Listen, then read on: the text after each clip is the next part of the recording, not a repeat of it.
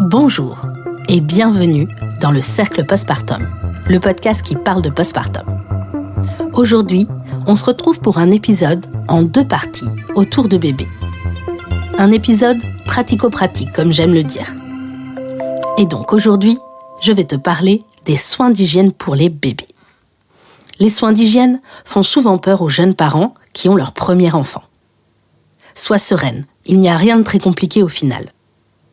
Les soins d'hygiène sont expliqués lors du séjour à la maternité après la naissance de bébé. Sache que les pratiques divergent d'un endroit à un autre et d'un praticien à un autre.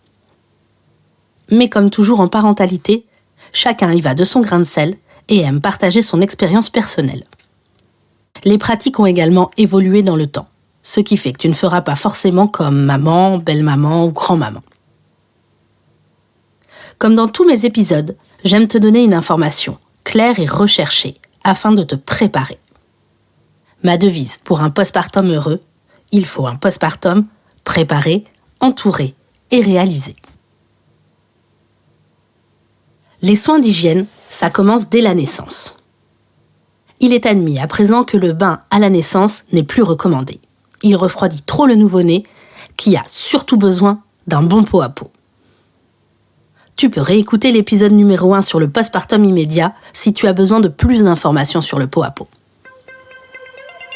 Pour le premier bain à la maternité, et sûrement l'unique du séjour, sache que le bain enveloppé permet un moment d'échange dans la douceur avec bébé. Si on ne te le propose pas d'office, n'hésite surtout pas à le demander. Cela fait même partie des choses que tu peux écrire dans ton projet de naissance pour ton séjour à la maternité. Alors le bain enveloppé, qu'est-ce que c'est ? C'est une méthode qui consiste à grouper bébé en position fœtale dans un lange avant de le plonger dans l'eau du bain. Ça fait partie des soins de développement. Les soins de développement, c'est tous les soins qu'on a mis en place pour aider les grands prématurés à mieux s'adapter à la vie extra-utéro. Et en fait, ces soins de développement, ils s'appliquent aussi pour tous les enfants. Le bain enveloppé permet à bébé d'être sécurisé. En effet, en position groupée, bébé retrouve les sensations qu'il avait in utero. Pense à bien laisser ses mains près du visage et non le long du corps quand tu l'enveloppes ou quand tu l'emmaillotes. Le bain enveloppé offre donc réassurance au bébé et lui permet de revivre les sensations qu'il avait dans le ventre.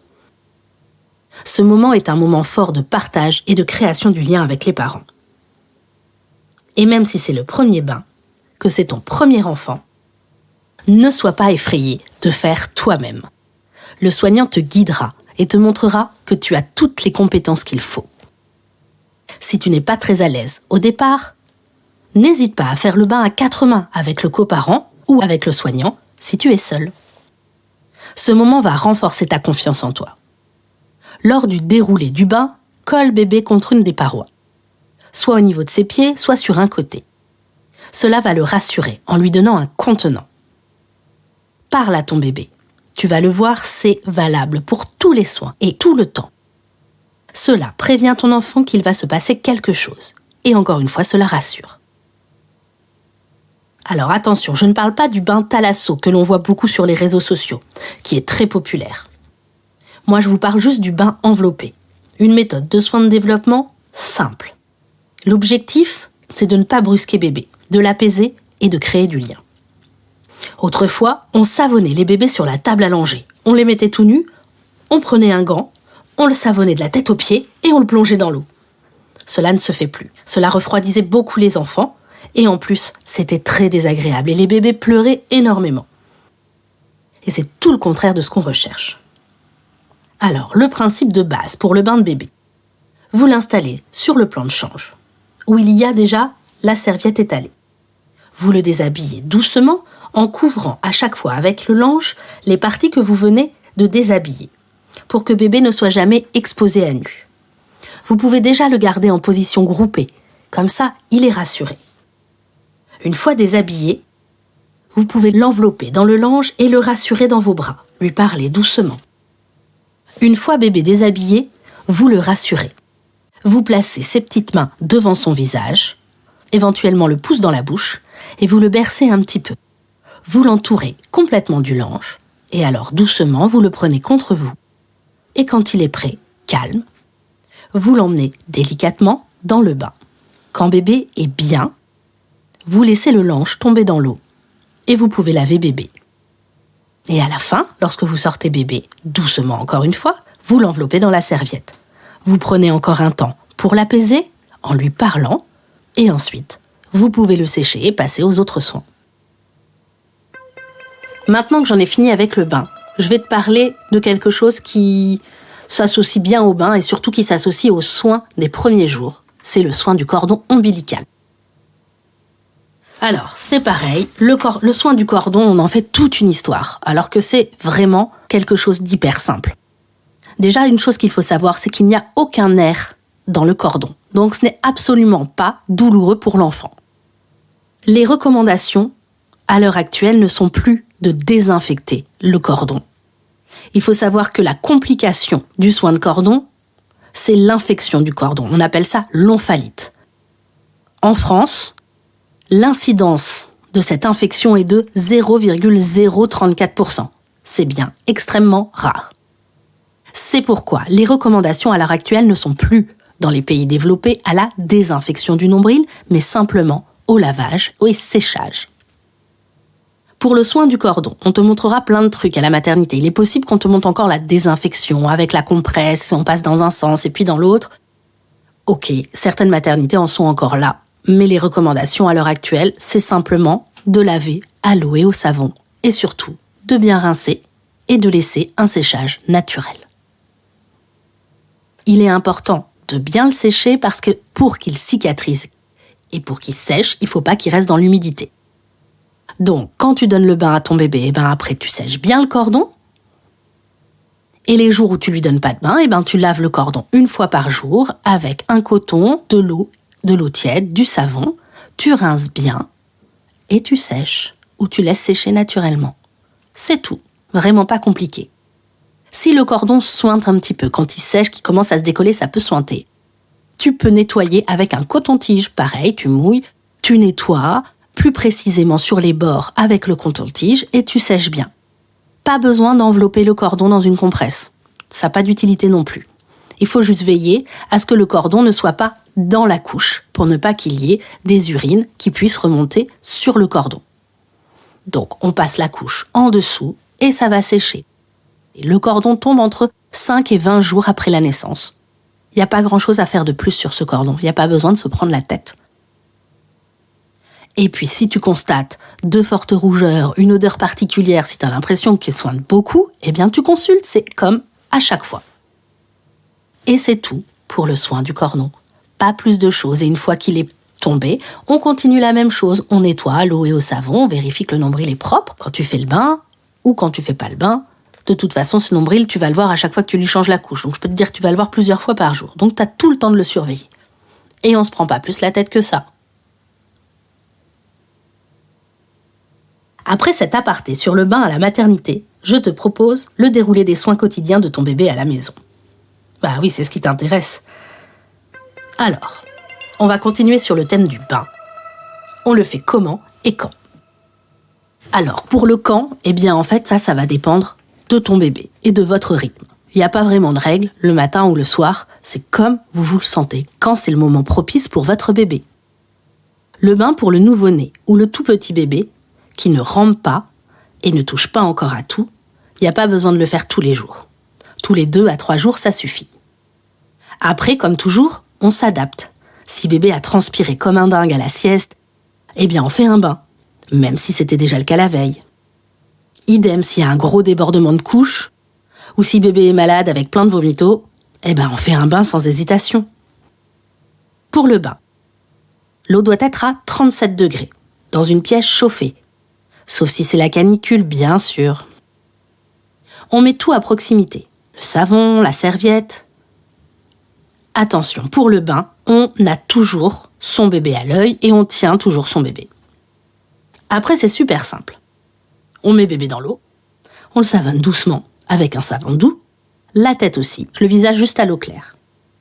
On rince avec l'eau du bain et puis on sort bébé et on le sèche. Le bain n'a pas besoin d'être trop long. pour ne pas que bébé se refroidisse. Après, c'est pas une course non plus. On peut en profiter. Surtout si bébé y prend plaisir. Et c'est comme pour le bain enveloppé. On n'hésite pas à le coller contre une paroi, soit ses pieds, soit un côté, pour qu'il sente un bord. Ça le rassure. On n'hésite pas à lui grouper les mains devant le visage. On le berce doucement, on lui parle calmement. Pour un bain classique, on place son bras sous la nuque du bébé et on le tient par l'aisselle opposée. L'autre main sous les fesses. Une fois dans l'eau, on peut enlever la main qui est sous les fesses parce que bébé flotte. Alors on ne le lâche pas, on tient avec l'autre main. Et on se sert de cette main libre pour le savonner et le rincer. Et oui, j'ai dit bain classique, car je vais maintenant te parler du bain libre. Est-ce que tu connais le bain libre ? Peut-être pas, tu sais peut-être pas ce que c'est. Écoute. Le bain libre, c'est une manière de donner le bain à son enfant. On laisse tomber les transats ou sièges de bain, qui sont plus dangereux qu'autre chose. Et au lieu de plonger bébé dans 40 à 50 cm d'eau, on l'allonge sur le dos dans 5 à 10 cm. C'est-à-dire que bébé doit avoir de l'eau jusque sous le lobe de l'oreille. Le principe est que bébé est entièrement libre de ses mouvements. On lui offre plus de liberté, plus d'autonomie. Et ça favorise un meilleur développement psychomoteur, y compris dans l'eau. Et ça a également l'avantage de l'habituer et le familiariser au contact de l'eau. Il va ainsi se sentir plus à l'aise et plus confiant en milieu aquatique. Il n'y a pas plus de risque avec le bain libre. Il n'est pas plus dangereux que le bain classique, à condition que toutes les mesures de sécurité soient respectées. L'avantage du bain libre également, c'est qu'il peut se faire dans une baignoire, dans une bassine et même dans un bac à douche, vu qu'il n'y a besoin que de très peu d'eau. Alors, tu verras que très vite, dans le bain libre, ton bébé va jouer avec l'eau, avec ses pieds, avec ses mains. Il découvre l'espace, il découvre son corps, et toujours avec toi en proximité directe. Je le répète, mais c'est pour tous les bains, on ne laisse jamais son enfant sans surveillance dans le bain, même plus grand. Le bain libre, tu peux le commencer quand tu te sens à l'aise, autour de 8 semaines de bébé. Dès que bébé est un peu tonique et qu'il se sent à l'aise sur le dos, tu peux y aller. Et du coup, le bain libre, c'est simple. Un fond d'eau, tu allonges bébé, tu le laisses jouer, tu le savonnes tranquille, tu le rinces et tu le sors. Ça reste comme le bain classique au final, c'est juste qu'il y a moins d'eau et que bébé tient tout seul sur le fond de la baignoire, il ne flotte pas. J'ai pratiqué le bain libre pour mon premier enfant, mais un petit peu plus tard. Et je l'ai pratiqué très tôt avec ma fille parce que j'y trouvais aussi un avantage. Ce que je faisais, c'est que je mettais un fond d'eau dans la baignoire, je mettais mon grand au bout de la baignoire et je mettais mon bébé en bain libre. J'étais au-dessus, je la regardais. C'était super parce que du coup, son frère pouvait participer. Il lui mettait un petit peu d'eau sur le ventre, il m'aidait à la savonner. Ils ont 2 ans et demi d'écart, donc c'était un chouette moment de partage. J'ai la chance d'avoir la table allongée juste à côté de la baignoire. Donc quand j'avais fini, je prenais la petite, je l'essuyais sur la table allongée et son frère se remettait un petit peu d'eau et jouait dans le bain pendant ce temps. Quand j'avais fini d'habiller la petite, je la posais par terre à côté de moi dans son transat et je pouvais m'occuper de son frère. C'était hyper pratique, ça m'évitait de faire 2 bains. Et c'était un beau moment de partage entre mes 2 enfants. Bref, aparté terminé. Alors oui, le bain libre, c'est facile. Il faut juste savoir ce qu'il y a à mettre en place et je crois que maintenant je t'ai tout expliqué sur le bain libre. Encore une fois, pas de jugement. Chacun fait avec ses moyens. Si tu ne te sens pas capable de faire le bain libre, tu fais un bain classique. Si c'est trop compliqué à gérer, il n'y a aucun souci. Et si ça t'intéresse, tu trouveras plein de vidéos sur le net qui te montrent le bain libre. Le bain libre présente également quelques avantages. Il est plus économique en eau, il n'y a pas besoin d'accessoires, bébé découvre son corps, il n'a pas besoin de jeux particuliers. Le parent a les mains plus libres et l'esprit plus tranquille parce que son bébé est posé et il n'y a pas la peur qu'il mette la tête sous l'eau. Et pour l'enfant, comme pour le parent, le bain libre décuple le plaisir. Pendant le bain libre, n'hésite pas à arroser souvent le ventre et les jambes de ton enfant pour qu'il n'ait pas froid. N'hésite pas encore une fois à lui parler, à l'encourager. Et puis au fil du temps, bébé va se sentir de plus en plus à l'aise et tu le verras même se retourner sur le ventre dès qu'il saura le faire. Il aura naturellement ce réflexe et après il préférera prendre son bain allongé sur le ventre pour pouvoir jouer. On ne quitte jamais des yeux son bébé, je crois que là je l'ai bien expliqué. Et puis voilà pour le bain, c'est pas hyper compliqué, hein. Je vais m'arrêter là pour cette première partie. Et dans l'épisode de la semaine prochaine, je parlerai de tous les autres soins d'hygiène pour les enfants. Le soin des yeux, les soins du nez, des oreilles, les ongles, le lavage des dents aussi. On a encore beaucoup de choses à se raconter. Je te remercie pour ton écoute. J'espère que cet épisode t'a plu. Si tu as des questions ou des commentaires, n'hésite pas à me les laisser sur les réseaux sociaux. Tu peux suivre le Cercle Postpartum et toute son actualité sur Facebook, Instagram et LinkedIn. N'hésite pas à laisser une bonne note sur ta plateforme d'écoute et à laisser également un commentaire pour offrir plus de visibilité au podcast. N'hésite pas non plus à le partager tout autour de toi, à toute jeune maman, future maman et aux toutes personnes qui s'intéressent au postpartum. Je te souhaite un bon postpartum et je te dis à la semaine prochaine.